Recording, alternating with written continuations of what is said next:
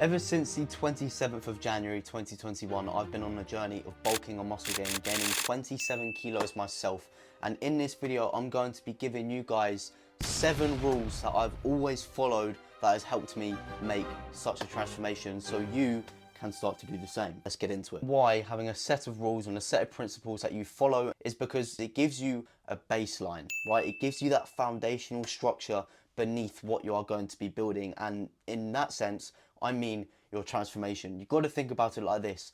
Builders don't build houses without building a foundation on the floor first. Why? Simply because without the foundation below, whether it's a bungalow or whether you've got a $5 million mansion, if it doesn't have a foundation below it, it is going to crumble, right? And it's the exact same thing with your progress. If you don't have rules, principles, strategies, things to follow that you do every single day that contribute towards the end goal, then you are going to crumble at some point. So it's super important we start getting your stuff sorted. So the first rule or principle that I live by religiously when it comes to training is that technique is king. Number one, you're going to reduce your risk of injury. So many people, when they perform exercises, they perform the repetitions and the exercises mindlessly, leading to other body parts that shouldn't come into the movement. They come into play because of your bad form. Therefore, you're putting unnecessary stress on body parts that shouldn't be under tension. Therefore, you're just inevitably increasing the risk of injury, which we do not want to do. So making sure we perform good technique and put it first, make sure we reduce our risk of injury. Number two, we're going to increase the tension on the muscle we actually want to work. We're actually going to be able to recruit the muscle fibers inside the muscle that we want to work even more. Therefore, we can stimulate them better, which will just inevitably lead to better muscular hypertrophy, and in other words, muscle growth. And one little metaphor that really drives this point of the importance of technique home is I think about it like a golf swing, right? If you wanted to get into golf, what is more important?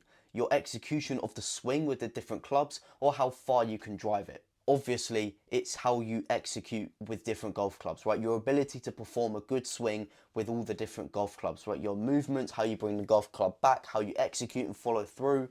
It's all so much more important than how far you can hit the ball, right? Because what's going to get you better results in a golf tournament? How far you can hit it, or how efficient and how precise you can be with your shots, right? And it's the exact same thing with the gym. If you can't perform exercises properly and you just go for the heaviest weight possible, then what's going to get you more muscle? Obviously performing an exercise technique better, because you've got to think about it like this. We perform exercises in the gym in order to stimulate our muscles, therefore they can grow, right? So we must be able to perform them correctly before we can start to think about increasing the intensity and doing more complex things, right? So the first brick that should be laid on your house to success is making sure that you are prioritizing your technique in the gym and just getting used to the movement patterns, right?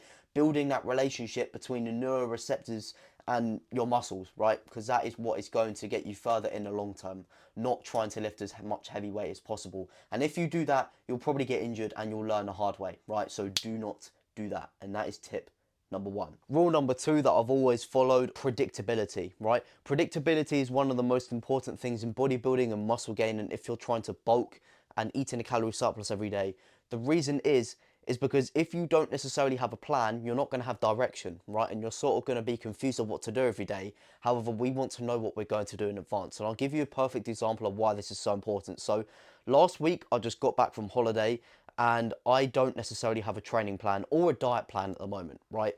I'm going to sit down probably tomorrow and consider what I want to do with my diet for the next 6 months and how I want to plan my training that's tailored towards my long-term goals, okay? I have been feeling a little bit lost, right? I don't necessarily have a flow, so I'm just sort of making it up as I go. Is that effective? Of course not, right? You've got to make sure things are consistent, and I really like to think about it like, if you were to try and learn a new hobby every week or learn a new skill, right? If you were trying to learn French one week and then Spanish the next week and then piano the next week and then guitar the next week, right? Because you're switching so much and you don't necessarily have a plan and you don't have a goal with one thing, you're not going to get good at any of them, right? And it's like if you don't necessarily stick to similar meals, and if you don't necessarily have a plan around your calories, or if you don't necessarily follow a certain training plan and you just go into the gym and do different exercises. It's like trying to learn a new skill every week. And because you're changing so much, you're not allowing yourself to get good at it, right? And one more thing with predictability that stands out and that is super, super, super important, right? It's with diet, okay? Because we're eating in a calorie surplus and because we need to eat more than our body actually requires of us day to day in order to gain weight, it is a bit difficult, right? One thing that makes it 10 times easier is being predictable, right? And what do I mean by predictable? I'm talking about rule number 3, which is implementation intentions. So implementation intentions is a phrase dubbed by psychologists that James Clear wrote about in one of his newsletter articles. And I'll explain what this means right now. So implementation intentions basically refers to when you state what you're going to do, when you're going to do it, how you're going to do it, and basically where you're going to do something in advance, right? And according to these psychologists that James Clear wrote about, they took 2 groups of people. One group actually implemented their intentions, so they stated what they're going to do, when they're going to do it, how they're going to do it in terms of the gym. And then the others didn't really plan it and they were both told to do exercise 3 times a week. Guess the results, right? The group of people that implemented their intentions, so they sort of planned in advance and they were more predictable with their behavior, they were 2 to 3 times more likely to stick to their routine than the people that just went with the flow of things. So what does this tell you? Planning in advance is super, super important, right? You want to wake up on one day knowing exactly what you're going to do in terms of when you're going to eat your meals, when you're going to go to the gym. This will help you stay consistent, because if you sort of make it up on the spot, you are going to have no routine and you're going to be all over the place. And by the time you know it, it's going to be 6 p.m, you haven't been to the gym, you've only ate 1 meal today, and you're going to be all over the place, right? Making sure you have structure and order is one of the most important things to staying consistent. And in my case, one of the most important things that has helped me gain 27 kilos plus, right? So that is rule number 3 that I always follow, implementing my intentions. And I simply just do this by sitting at my desk for 10 to 15 minutes after I've finished my work throughout the day, planning what I'm going to do tomorrow, not only with my work side of things, but with my diet as well. When I'm going to eat my meals, when I'm going to go to the gym, when I'm going to sleep. These things help so, so much. Rule number 4 that I follow that has helped me gain over 27 kilos is your body is your temple, right? To always listen to your body. And what I mean by listening to your body is if you wake up and you're meant to train chest, for example, and you feel really tired and you feel really fatigued, that's your body trying to tell you something, right? And the reason I say this is super important is because usually when your body is trying to tell you something in terms of the gym, it is trying to usually tell you that you need to rest, right?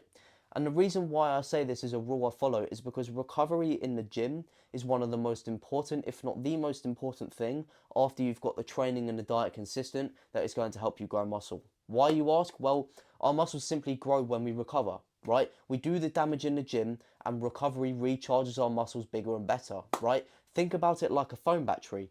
We do the damage when we're using our phone, when we're being productive and whatever we're doing, right? And our phone needs to recover after that. When our phone gets down to 5%, it needs to charge, otherwise it will die, right? And it's the exact same thing with our muscles. If we don't give our muscles time out the gym, then we're going to burn out, get injured, and we're not going to be sustainable in the long term, right? So I like to think about our body and training like a phone battery, right? You absolutely batter your muscles in the gym for an hour to an hour and a half, maybe 3 to 5 times a week. And then on the other 2 days, you need to recover because your body is then on like 5% phone battery, right? And then those rest days and when you recover is when you recharge bigger and your muscles adapt and become better, right?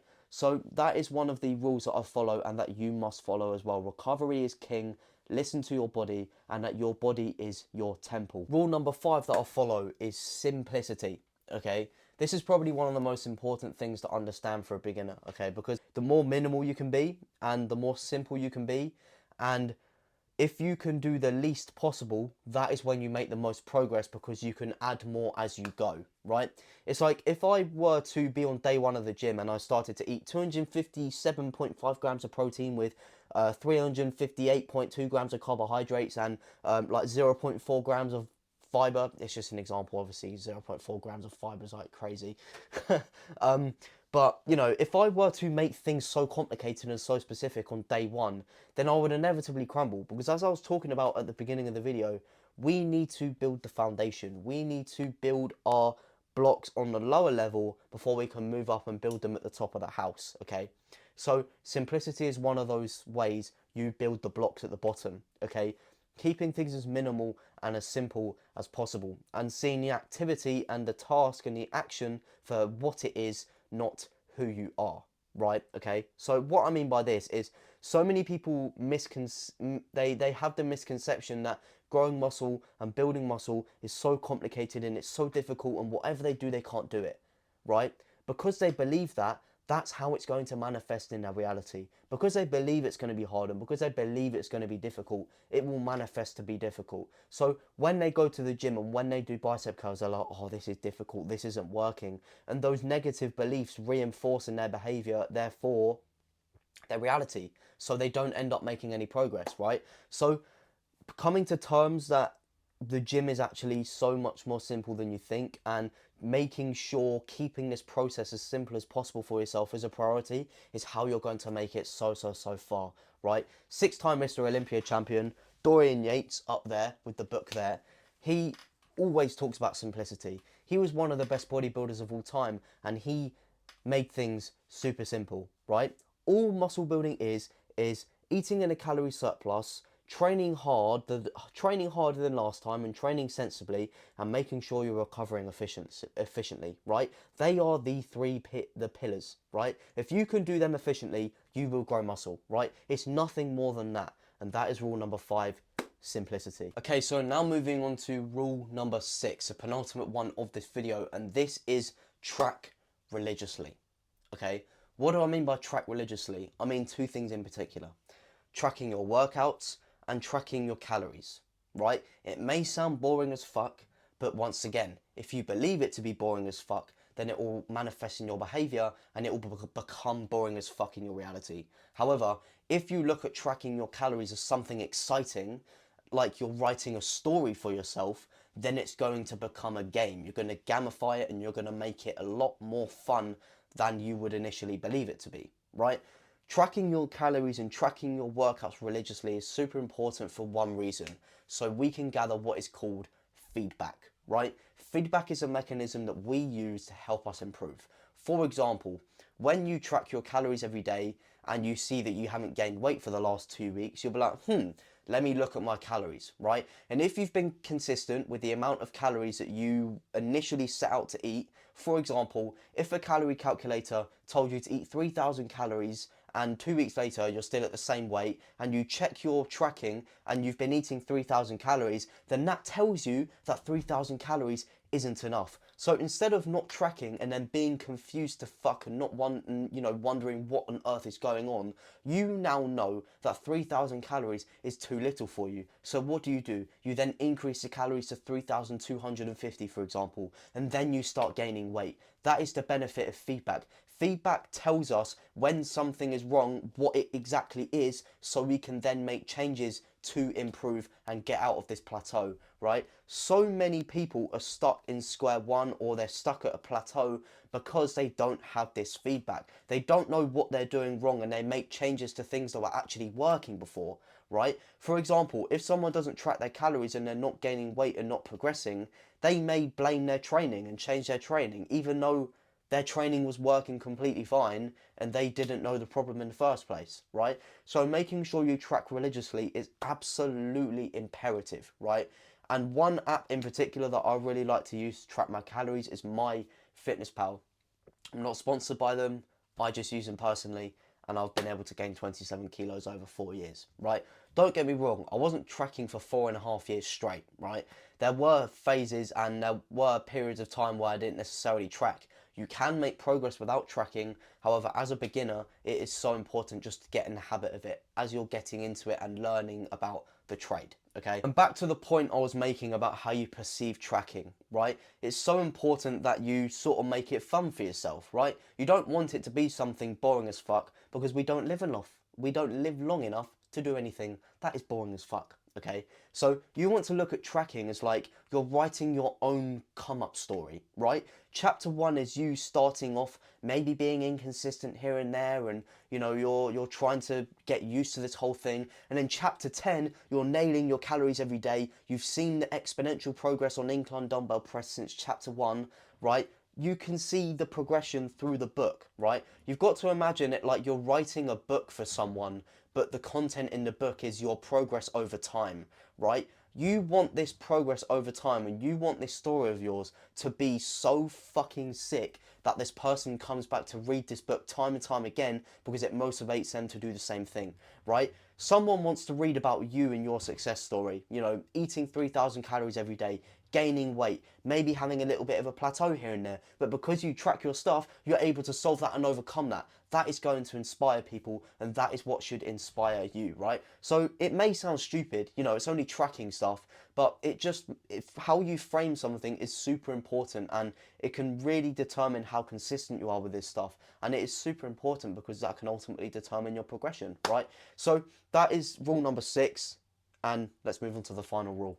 Okay, so now we are at the final rule, rule number 7, and this, my friend, is calorie density. Okay, so many people aren't smart about the foods they eat when they bulk. You know, as we have to bulk, we need to eat in a calorie surplus, meaning that, as I said earlier, we've got to eat more calories than we may have expected to, and more than our body may be able to handle at this current period in time. Okay, so one bit of advice that I absolutely hate, I absolutely like despise it, that I see online, right, is eating big. Okay, we don't want to eat big because if we try and eat as much as possible, we're going to make it harder for ourselves, right? So rule number 7 is calorie density, right? You want to eat portions of food that are as little volume as possible and that are so maxed out with calories, right? You want to be smart about your portions of food, right? When you cook your next meal, something that I really like to do, and it's something I really recommend you do as well, and you start doing with your meals, is you want to think, how can I make this more calorie dense but keep the volume to an absolute minimum, right? For example, adding another egg, or adding a bagel instead of 2 bits of toast, or mixing some fruit or some meat in with whatever you're having, or adding some like avocado spread, or having a protein shake. Things like that, it makes the world of a difference, right? Because I can guarantee you there are people out there trying to bulk that are trying to eat 3,000 calories, right? And they end up eating 1,500 calories every day. Why? Because they're eating so much food. And there are other people eating 3,000 calories every day who are eating more than half of what they're probably eating. And they're eating 2 times the amount of calories as these guys, right? So it's all about how smart you are with the food you eat. So that now brings me to the end of this video. So if you have made it this far, thank you very much, and that just shows you're eager and that you're willing to learn and that you're ready to go, and that you're, you know, you're a rocket that's sealed in its starting place, but when you get released, you're gonna go like that, right? I don't really know what that analogy was, but anyways, if you enjoyed this video, make sure you leave a like, drop a comment down below. That would really help me. And one other thing that would really help me is clicking the red button over there or there. I upload every Tuesday, Thursday, Sunday, so if you find these videos helpful, then I would absolutely love to carry on sharing my wisdom with you guys through my YouTube channel. And if you do want more access to me beyond these YouTube videos, then I have a free community. I'd absolutely love to have you. It'll be a pleasure. You can go and see what that's all about. It's pretty cool. But I'll see you in the next one.